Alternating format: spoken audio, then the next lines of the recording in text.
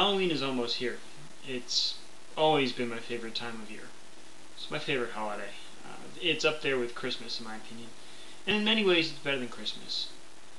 Um, it doesn't have those religious overtones. Anybody of any religion can get away with celebrating or at least observing Halloween.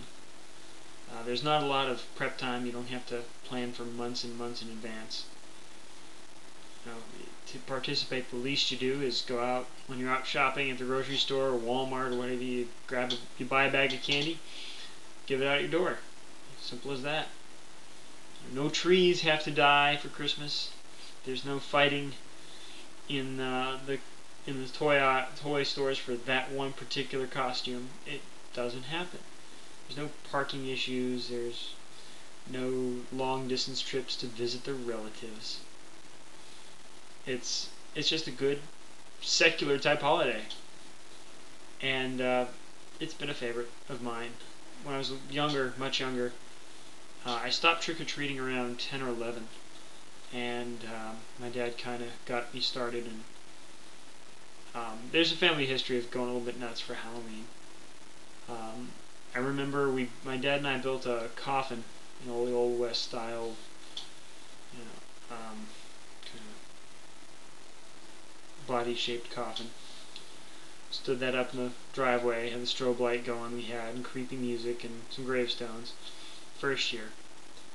It was kind of hard to entice kids down. Where we lived, there was a swamp across the street that occupied maybe a good eighth of a mile. And to the right of our house, as you're standing at the front door, there was swamp. And the people to our left didn't give out candy, and the guy across from them, you couldn't see his light from up the street. So kids wouldn't come all the way down, and very few did. They were on their way from the other side where there were houses.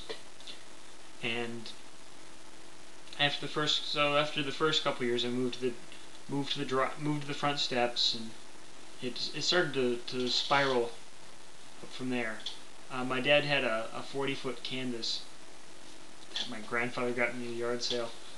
And I unrolled it in the driveway and painted it to look like a castle out of something like He-Man, Grayskull, or something like that.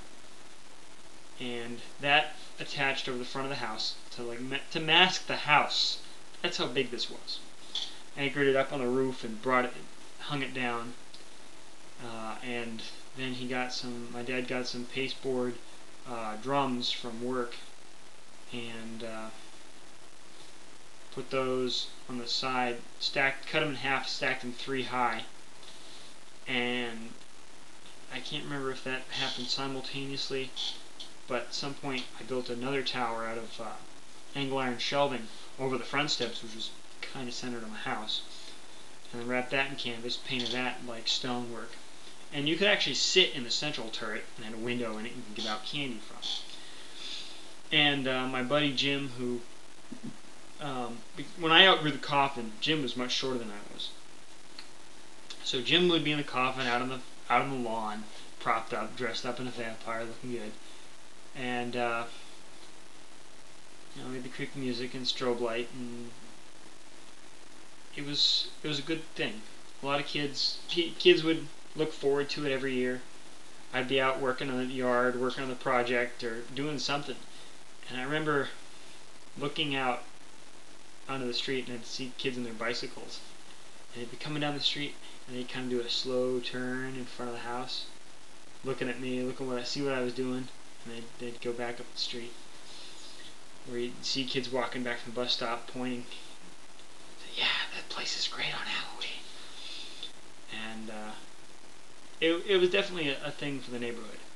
It gave the kid. It was good for the neighborhood. It was kind of my little neighborhood gathering type thing. There were some people that were kind of negative about it. There was one kid who liked to spray me with silly string every year. There was another girl that would just walk up every year and say, "Give me." She was too old to be trick-or-treating, so one year I gave her a potato. Hope she didn't. I don't think she threw it at the house. I don't think she realized what it was, so she got home. So it was kind of depressing the last year I did it, and kind of let people know that it was going to go last year. A couple years before that, I remember there were kids in the neighborhood who decided to emulate me. They'd be hiding in their lawn and boxes. The last Halloween officially ended like 8:30 in my town, so about 8:15 we dropped everything. My house, all this stuff that we made for Halloween would disappear. It was up at sundown, down by the end of Halloween. And then I'd go, of course I'd still be in costume, so I'd go tearing down the street, collect all the candy that wasn't given out. And of course I moved down here and I had to start all over again. While I was in college, my parents got rid of a lot of the stuff that's now irreplaceable, like that 40-foot canvas. So one year I was down here, I turned the carport into a cave, and then I went into the service. So this year I kind of started from scratch again. This year I built stilts. They're 12 inches, so they put me about 7 feet in the air. And I built a dummy that looks pretty much how I'm going to look. Long black cloak, skull face. He's 7 feet tall, and he's at the edge of the sidewalk, or the walkway up to the front steps. And the original plan was for me to stand opposite. And what happens when kids, it's kind of funny, kids, when they get scared, they often talk to things that scare them, especially if they think you're fake or a dummy.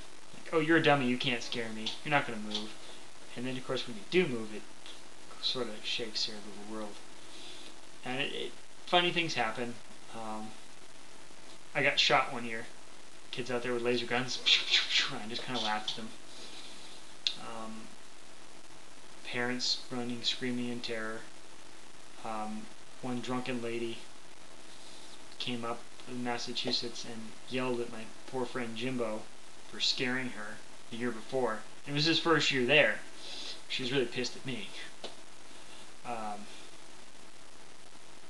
But here's what's going on this year. The kid next door wants to help out. Of course, he's seen me do all the work. I got the stilts and the dummy and fog machines and black lights and all this stuff. And he wants to help. So I had to find a spot for him. Now he invites his buddies over, or one of his buddies wants to hang out. Not quite sure what I'm going to do with him. But right now I'm having a more pressing problem. Black lights, although they're cool and lights glow-in-the-dark stuff up and give sort of an eerie haze to things, don't provide a lot of real usable light. And where the problem with black light is white light cancels it out, overrides it. You get enough white light in there, any white light in the area, ambient light, and you lose the effect. But obviously I can't have kids stumbling around in the dark. So what I want to do is just light the steps. And I'm having a hard time doing that. I've got 3 black lights. And if I use the house light, the front light, porch light as it would be, it just overpowers it provides such a large circle of light that it overpowers the black light. So if anybody has any ideas between now and say 4 o'clock tomorrow, please let me know. Any light fixtures I'm not thinking of, or where I can get orange lights or something. Just a spotlight on my steps. And happy Halloween, everybody.